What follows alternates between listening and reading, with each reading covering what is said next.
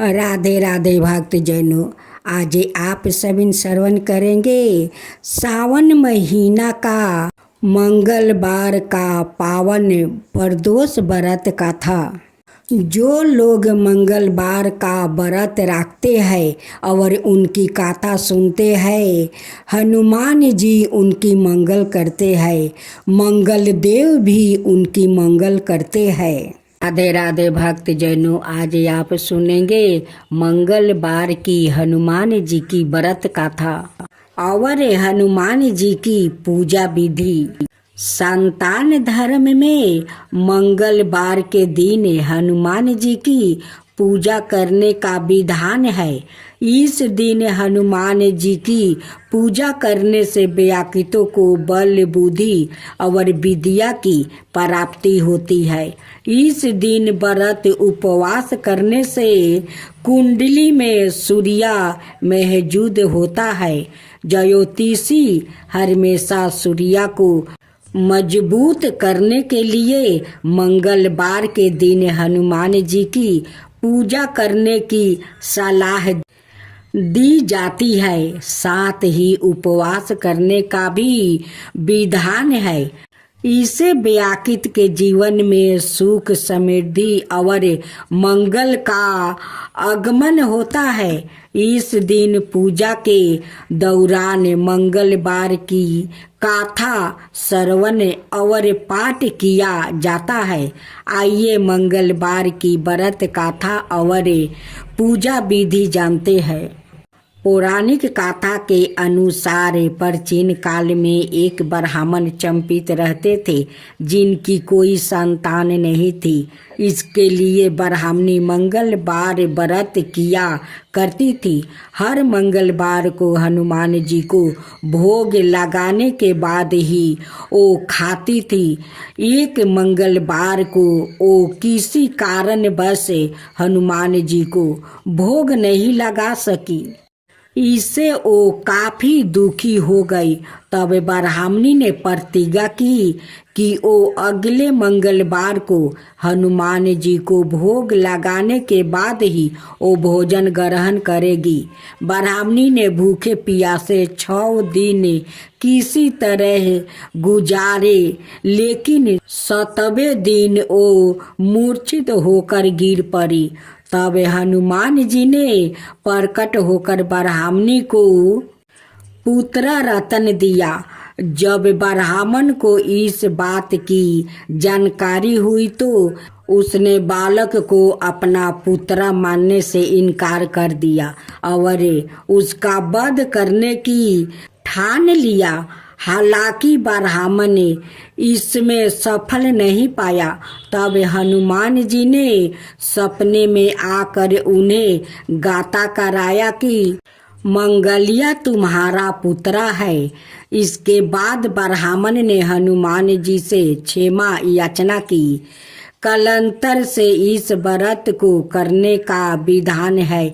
इस व्रत को करने से संतान की प्राप्ति होती है, साथ ही सभी दुख संकट दूर हो जाते हैं। मंगलवार के दिन सुबह में उठकर भगवान श्री राम को प्रणाम करे दिन की शुरुआत करें। इसके पश्चात नृत्य कर्मों से निवृत्त होकर गंगा जल युक्त पानी से स्नान ध्यान करे। अब आचमन करे और अपने आप पवित्र करे, लाल रंग का वस्त्र धारण करे। इसके बाद हनुमान जी की पूजा लाल रंग के पुष्प, फूल, धूप, दीप, अगरबत्ती, मिष्टन आदि चीजों से करे।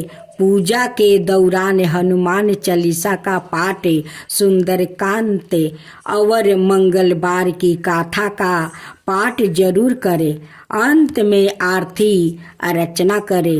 दिन भर उपवास रखे। संध्या काल में आरती करे। भोजन ग्रहण कर सकते हैं, हालांकि सात्विक भोजन ही ग्रहण करें। जय श्री कृष्ण। राधे राधे। मेरे प्यारे भक्तजनों, आज आप सुनेंगे श्री राम और एक ब्राह्मण और कुत्ता की खूब सुंदर कहानी।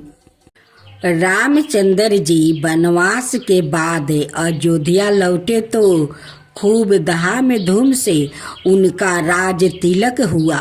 बड़े सम्मान के साथ उन्हें अयोध्या का राजा बनाया गया। राजा गद्दी पर बैठने के बाद उन्होंने लक्ष्मण जी को आदेश दिया हुआ था कि भोजन करने से पहले देखो हमारे द्वार पर कोई भूखा तो नहीं है। एक दिन की बात है, लक्ष्मण जी ने श्री रामचंद्र जी से कहा, मैं अभी आवाज लगाकर आया हूँ, कोई भी भूखा नहीं है। श्री रामचंद्र जी ने कहा, दोबारा जाओ और जोर से आवाज लगाओ, शायद कोई भूखा रह गया हो। श्री रामचंद्र जी का आदेश पालन करते हुए लक्ष्मण जी दोबारा बाहर गया और उन्होंने जोर से आवाज लगाई तो कोई आदमी तो नहीं, वरन एक कुत्ते को लक्ष्मण जी ने रोते हुए देखा। अंदर आकर उन्होंने श्री रामचंद्र जी से कहा, बाहर कोई व्याकुत भूखा नहीं है, बल्कि एक कुत्ता अबर से रो रहा है। श्री रामचंद्र जी ने उस कुत्ते को अंदर बुलाया और कुत्ते से पूछा, तुम क्यों रो रहे हो? कुत्ते ने कहा, एक ब्राह्मण ने मुझे डंडा मारा है। श्री रामचंद्र जी ने ब्राह्मण को बुलाया और उससे पूछा, क्या यह कुत्ता सही बोल रहा है? ब्राह्मण ने कहा, हाँ, यह मेरे रास्ते में सो रहा था, इसलिए मैंने इसे डंडा मारा है। यह कुत्ते जहाँ तहाँ लेट जाता है, इन्हें डंडे से ही मारना चाहिए।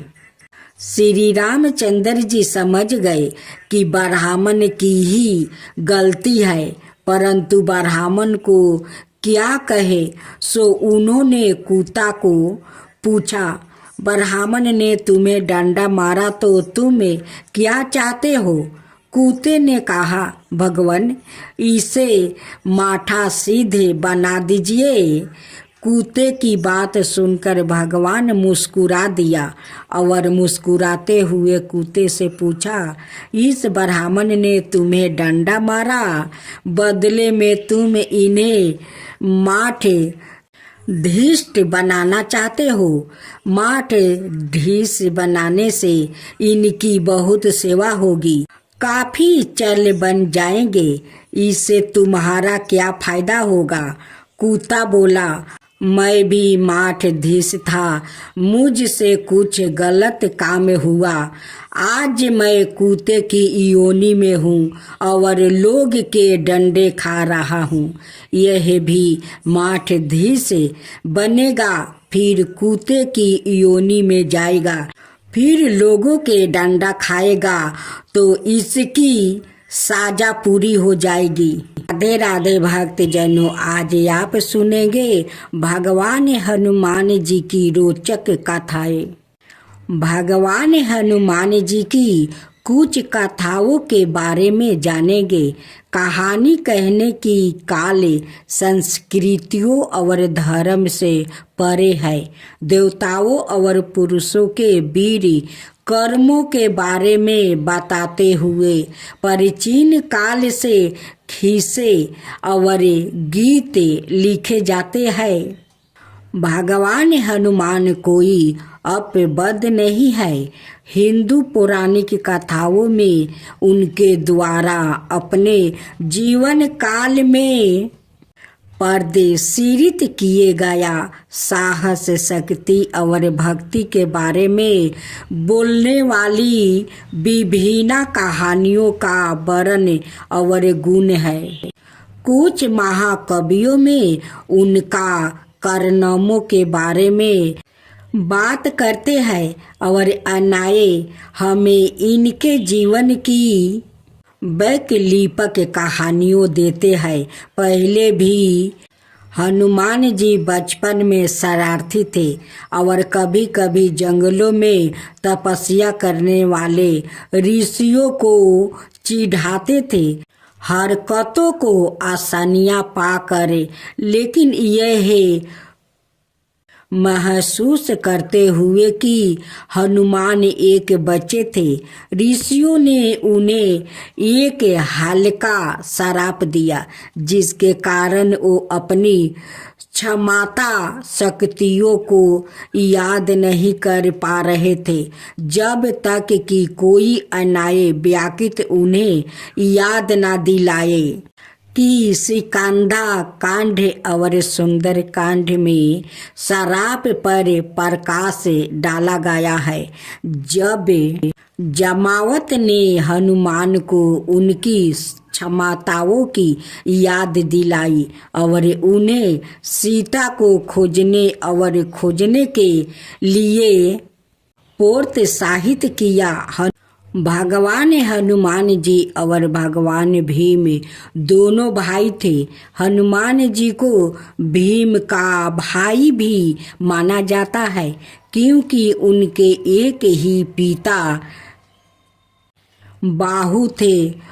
पांडवों के वनवास के दौरान हनुमान अपने अहंकार को बस में करने के लिए भीम को एक कमजोर और वृद्धा बांदर के रूप में प्रकट होते हैं। हनुमान अपनी पूंछ के साथ भीम के रास्ते को अवरुद्ध करते हैं।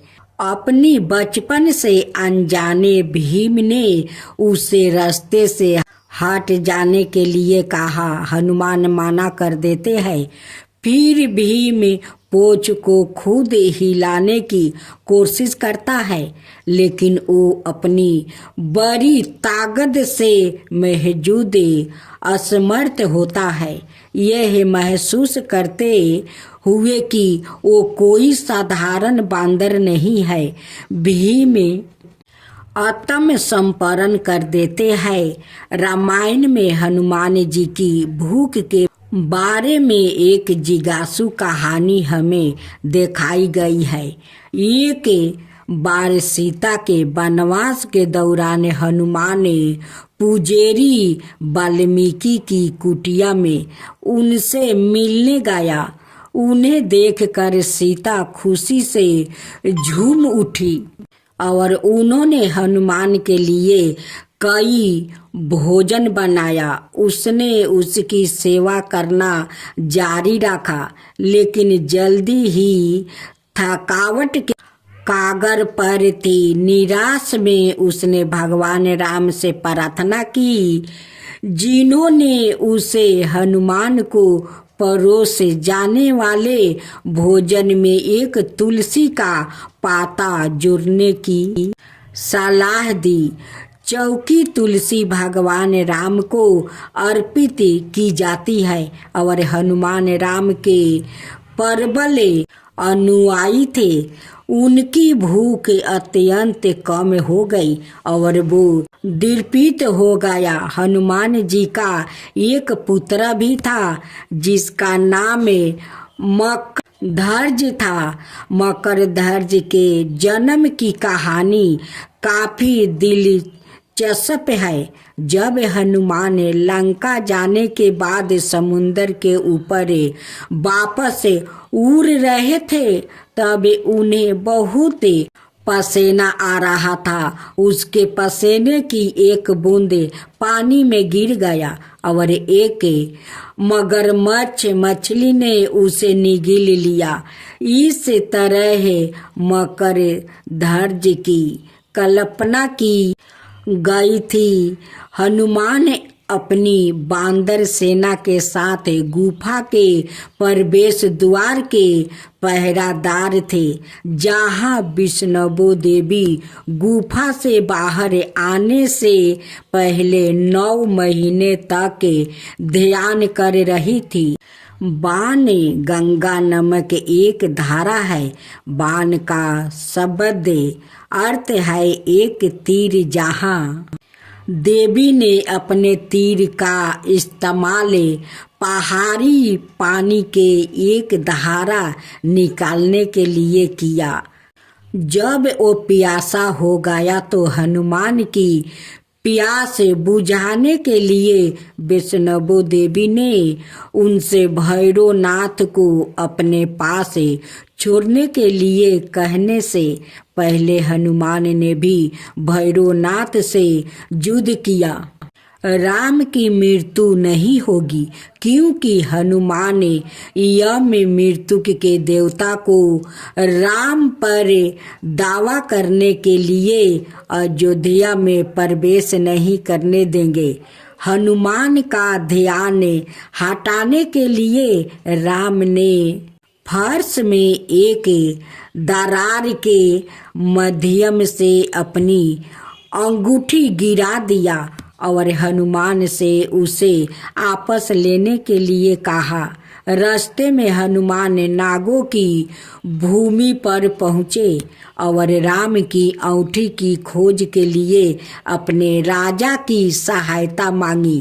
राजा ने हनुमान को छलों से भरी एक तिजोरी दिखाई जो सभी राम की थी। उन्होंने हनुमान से कहा कि जब स्वयं के चक्कर में जब एक राम को मरना होता है तो वो दरार के नीचे एक अंगूठी गिरा देते हैं ताकि एक हनुमान को उसके पहरे से हटा दिया जा सके। दास को पकड़कर और गहरे दुखी हनुमान वापस पृथ्वी पर आ गया। हम आशा करते हैं कि आप जहाँ भी जाते हैं भगवान हनुमान का आशीर्वाद आपका अनुसरण करता है और वो आपको सुरक्षित, खुश, स्वस्थ और समृद्ध रख सकते हैं। जय बजरंगबली की जय।